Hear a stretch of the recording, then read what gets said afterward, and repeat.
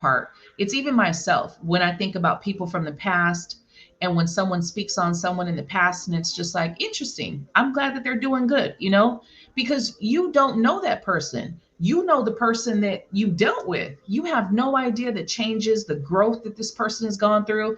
You don't know what their life has transpired. You don't know what ups and downs they faced. You don't know shit about this person, right? Thank you, Boo. Thank you, Natalie. Right.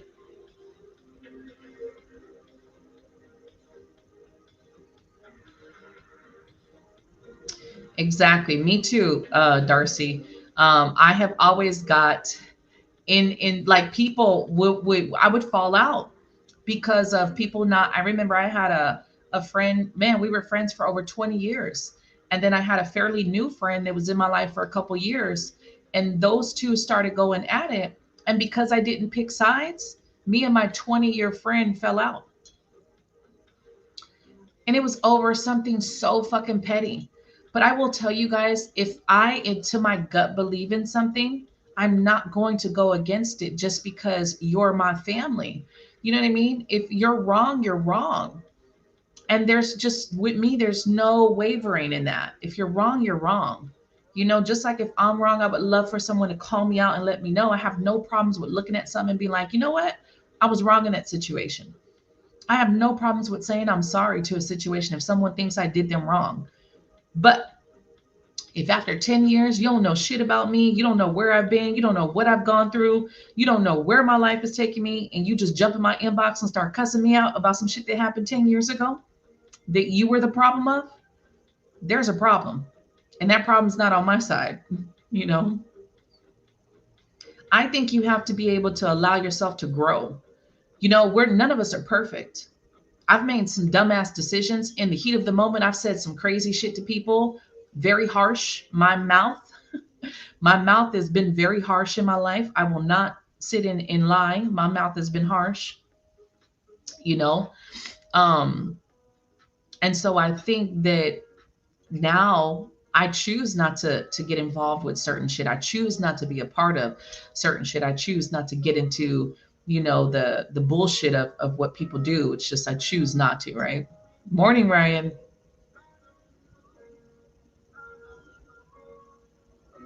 Yeah, and I don't, I only will say sorry is if I know when the thing is always self-awareness, self-reflection, right? So if after something happens, because we know in the heat of the moment we can say some fucked up shit. We know we can do some fucked up shit, right?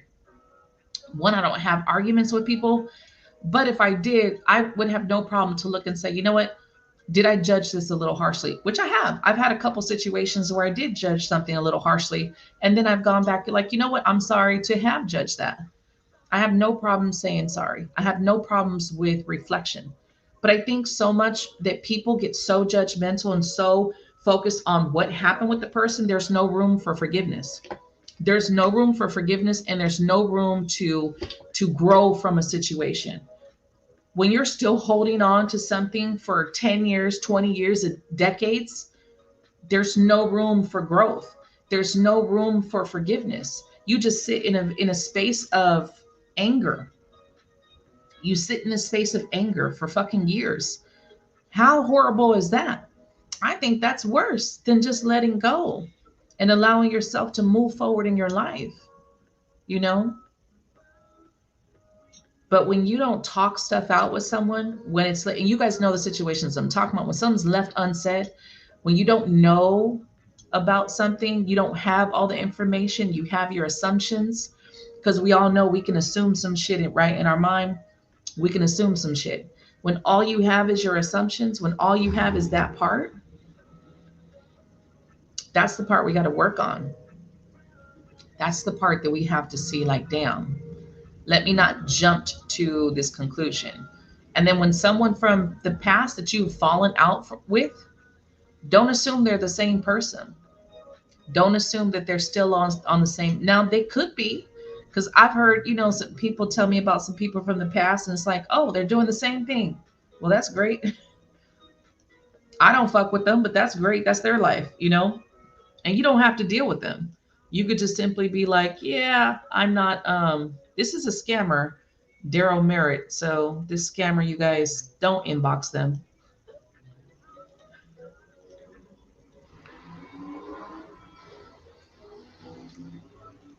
So it's a trigger for you, Danielle.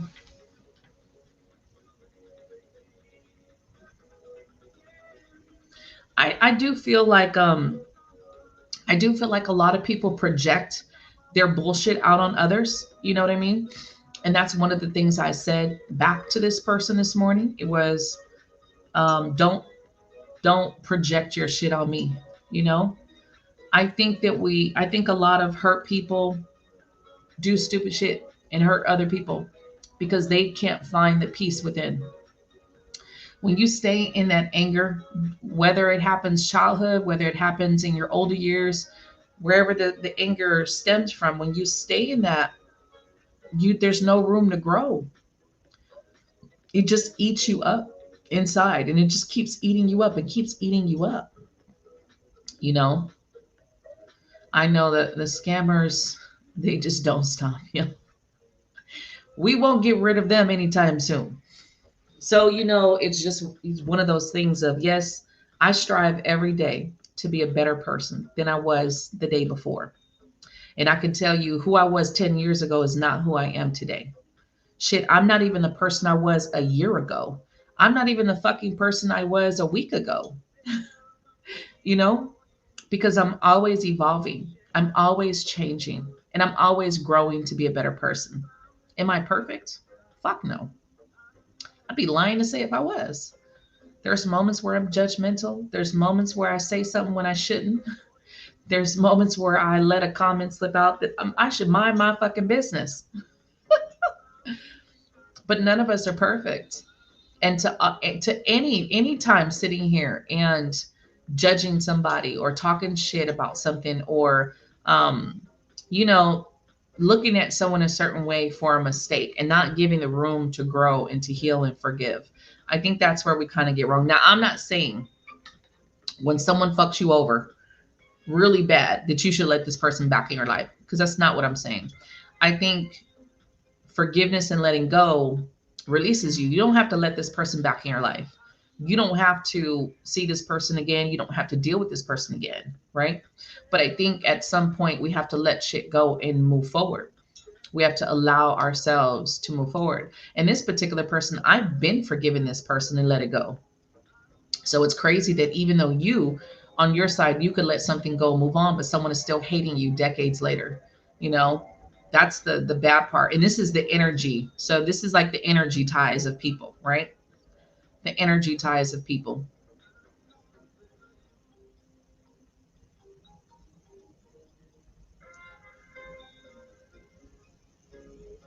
Right, right. I am way more pleasant in my energy than I probably ever have. I do. I'm like this the person who smiles at people and says hi and shit now. And at one point, I didn't want no one to know me. Like, I'm not even gonna lie. When the situation with this particular person that sparked my conversation today, there was so much bullshit at that time with people that I didn't even want new friends anymore. I literally was like, I don't want new friends.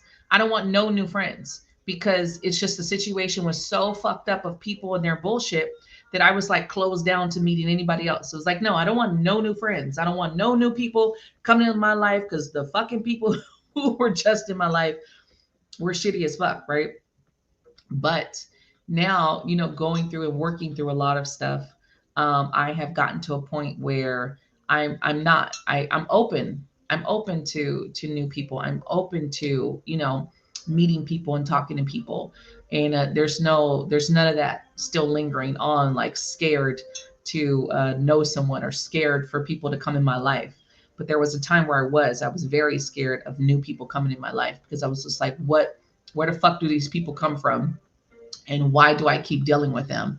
Like, I had to figure that part out of me. Like, where do these people keep coming from? And why am I dealing with the shit? Like, why am I trying to save like every, stray cat, basically? Like, why am I trying to save every stray cat in this life? And I have been that kind of savior And I've always fucked myself trying to save people. I am empath. I am empathic, so I feel deeply. Um, but just because you're an empath doesn't mean that you're going to deal with bullshit, you guys. Now let me tell you the story of why I've dealt with so much and why I've always tried to save people, even though in deep in my heart I knew that they couldn't be saved, right? Is because I was still lacking something within. I was still lacking my boundaries. I was still lacking part of the things that I knew I shouldn't go against. And so I was always jeopardizing my life in my home to help others. And that's not the way you do it. You don't do it that way. You don't jeopardize what you have to help anyone. Yes, it's great to help people. Yes, it's good to be there for people and you help with what you can, but don't overly help people. Don't jeopardize your job or your home or anything trying to help somebody because it will always backfire. It will always backfire in some way, shape, or form. Um, because you're overly giving. And I do feel like you can overly give, you can overly try to save people, and that's not healthy. It's not a healthy way of helping. Right. You know what, every person that I met, I won't say they weren't genuine. All the people that I have fallen out with in my lifetime, it's been different reasons of the whys. And when I look back, there was a lesson behind every particular situation.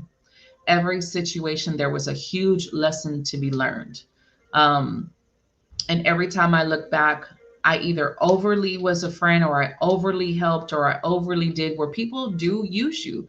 If you overly extend yourself, people will try to use you sometimes. It is what it is. Takers don't have boundaries. That's a real thing. So as a giver, you have to be the one that has boundaries. You have to be the one where you say no. You have to be the one to be okay with saying no and not feel like you have to always be there. You always have to be there, help out. You always have to be available for someone. Say no. It's okay.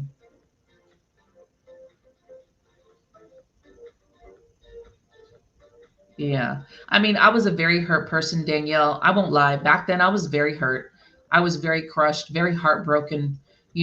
I overly loved people because I lacked that love within for myself.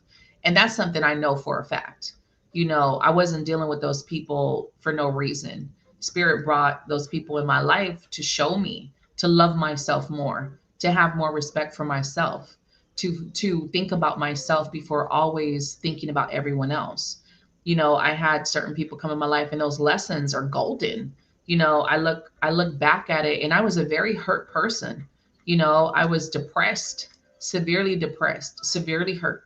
I had a lot of trauma inside from my first daughter that I hadn't dealt with. I wasn't even talking about her death to no one, which was, she's been gone 25 years. So at that time, it was about, 10, 11 years or so, but I hadn't dealt with any of the grief from it.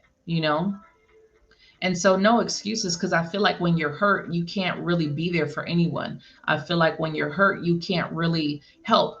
You want to, you want to help people, you want to be there, but you can't really help people because people you attract are just as fucked up or hurt inside. They are. Good morning, Tucker. And you have to be there for yourself and learn how to be there for yourself. Good morning, Cassandra.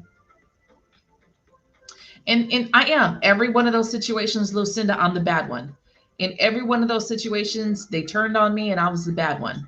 Because when I did finally stand up for myself, I was the bad one. When I did just say fuck it, I'm leaving this situation, I was the bad one.